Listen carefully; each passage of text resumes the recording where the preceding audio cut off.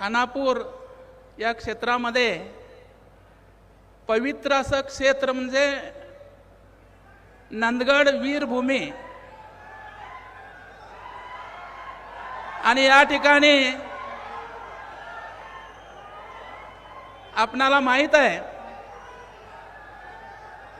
की आज सोमवार दिनांक 19 जानेवारी रोजी खानापूर तालुक्यातील नंदगड येथे क्रांतीवीर संगोळी रायण्णा यांच्या वस्तू संग्रहालयाच्या लोकार्पण सोहळ्यादरम्यान मराठी भाषेला डावलण्याचा प्रकार घडला. खानापूरचे आमदार विठ्ठल हलगेकर यांनी आपल्या भाषणाची सुरुवात मराठीतून करण्याचा प्रयत्न करताच उपस्थित कन्नड संघटनांच्या कार्यकर्त्यांनी आरडाओरडा करत त्यांना रोखले. सर्वांना नमस्कार. आज आपल्या खानापूर या क्षेत्रामध्ये पवित्र असं क्षेत्र म्हणजे नंदगड वीरभूमी आणि या ठिकाणी आपणाला माहित आहे की आपले लाडके मुख्यमंत्री यांनी त्या ठिकाणी संगोळी रायण्णा यांचं म्युझियमचं उद्घाटन करून या ठिकाणी जिथं फाशी स्थळ आहे त्या ठिकाणी 23 कोटीच्या कामांचं उद्घाटन करून या ठिकाणी व्यासपीठावरती आलेला आहे. तुम्ही मराठीमध्ये बोलायला देत नाही मला माहीत आहे आणि साहेबांना कन्नड कळत नाही, मराठी कळत नाही हेही माहीत आहे. आपणाला इथं सगळी मराठी जनता कन्नड जनता आम्ही सगळे गुण्या गोविंदानं राहतो. इथं कुठल्याही प्रकारचा गोंधळ नाही आहे.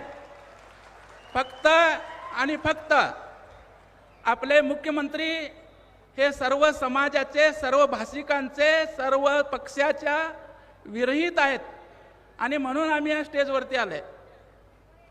राज्याचे मुख्यमंत्री सिद्धरामय्या यांच्या उपस्थितीत हा प्रकार घडल्याने सीमा भागातील मराठी भाषिकांच्या अस्मितेला पुन्हा एकदा ठेच पोहोचल्याची भावना व्यक्त केली जात आहे. खानापूर हा मराठी भाषिकांचा बालेकिल्ला असून येथील आमदार मराठी मतदारांच्या पाठबळावर निवडून आलेले आहेत.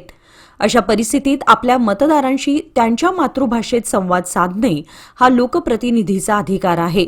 मात्र काही कन्नड संघटनांच्या आक्रमक भूमिकेमुळे आमदार हलगेकर यांनी ठाम भूमिका न घेतल्याने मराठी जनतेमध्ये नाराजी पसरली आहे. यावेळी मुख्यमंत्री सिद्धरामय्या यांनी त्याच स्टेजवर बोलताना म्हणाले की कन्नड वातावरण निर्माण करा. ज्यांना कन्नड येत नाही त्यांना कन्नडमधूनच उत्तर द्या आणि त्यांना कन्नड शिकवा आणि जे दुसऱ्या भाषेत बोलतात त्यांना कन्नडमध्येच उत्तर द्या. आम्ही इतर कोणत्याही भाषेची सक्ती खपवून घेणार नाही असे विधान केले. मुख्यमंत्री सिद्धरामय्या यांनी ಸ್ಟೇಜ್वर हे ವಿಧಾನ केले आहेत. ಕನ್ನಡದ ವಾತಾವರಣವನ್ನು ನಿರ್ಮಾಣ ಮಾಡಬೇಕು. ಯಾರಿಗೆ ಕನ್ನಡ ಬರಲ್ಲ ಅವರಿಗೆ ಕನ್ನಡವನ್ನು ಕಲಿಸತಕ್ಕಂಥ ಕೆಲಸವನ್ನ ಮಾಡಬೇಕು. ಅದು ನಮ್ಮೆಲ್ಲರ ಕರ್ತವ್ಯ ಆಗಬೇಕು. ಮತ್ತೆ ಬೇರೆ ಭಾಷೆಯಲ್ಲಿ ಮಾತಾಡೋರಿಗೆ ನಾವು ಕನ್ನಡದಲ್ಲೇ ಉತ್ತರ ಕೊಡ್ತಕ್ಕಂಥ ಪ್ರವೃತ್ತಿಯನ್ನು ಬೆಳೆಸಿಕೊಂಡಾಗ ಮಾತ್ರ ಅವ್ರ ಭಾಷೆಯಲ್ಲೇ ಮಾತನಾಡ್ತಕ್ಕಂಥದ್ದನ್ನು ಮಾಡಬಾರದು. ನಾವು ಅವರು ಕನ್ನಡದಲ್ಲೇ ಉತ್ತರ ಕೊಟ್ಟಾಗ ಕನ್ನಡವನ್ನು ಅನಿವಾರ್ಯವಾಗಿ ಕುಡಿತಕ್ಕಂಥ ಕೆಲಸವನ್ನು ಮಾಡಲೇಬೇಕಾಗ್ತದೆ. ಅದಕ್ಕೋಸ್ಕರ ಕನ್ನಡಿಗರಾದಂಥ ನಮ್ಮೆಲ್ಲರ ಕರ್ತವ್ಯ ಏನಪ್ಪಾ ಅಂತಂದ್ರೆ ನಾವು ಕನ್ನಡವನ್ನು ಮಾತನಾಡಬೇಕು, ಕನ್ನಡದಲ್ಲಿ ಉತ್ತರ ಕೊಡ್ತಕ್ಕಂಥದ್ದನ್ನು ಕಲ್ತ್ಕೋಬೇಕಾಗ್ತದೆ ಅಂತಕ್ಕಂಥ ಮಾತುಗಳನ್ನ ಹೇಳಲಿಕ್ಕೆ ಬಯಸ್ತಾ ಇದ್ದೇನೆ. ಯಾರು ಎಲ್ಲಿ ಬೇಕಾದ್ರೂ ವಾಸ ಮಾಡಲಿ, ಎಲ್ಲಿಂದಾದ್ರೂ ಬರಲಿ, ಅದಕ್ಕೆ ಸಂವಿಧಾನದಲ್ಲಿ ಅವಕಾಶ ಇದೆ.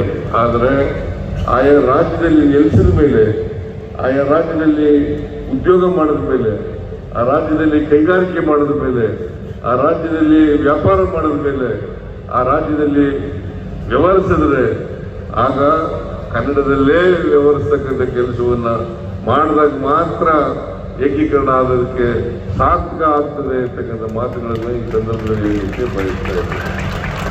मुख्यमंत्री स्वतः उपस्थित असताना एका लोकप्रतिनिधीचा आवाज दाबला जात असताना त्यांनी ठोस भूमिका न घेतल्याने त्यांच्यावरही टीकेची झोड उठत आहे. याच व्यासपीठावर खानापूरच्या माजी आमदार व एआयसीसी सचिव डॉक्टर अंजली निंबाळकर याही उपस्थित होत्या. त्या स्वतः मराठी भाषिक असतानाही त्यांनी या घटनेचा निषेध केला नाही किंवा कन्नड संघटनांना प्रत्युत्तर दिलं नाही. त्यामुळे सीमा भागातील मराठी नेत्यांच्या भूमिकेवर प्रश्नचिन्ह उपस्थित होत आहेत. आपल्या भाषेचा आणि लोकप्रतिनिधीचा जाहीर अपमान होत असताना सर्व नेते मौन बाळगत असल्याने सीमा भागात याबाबत चर्चा सुरू झाली आहे.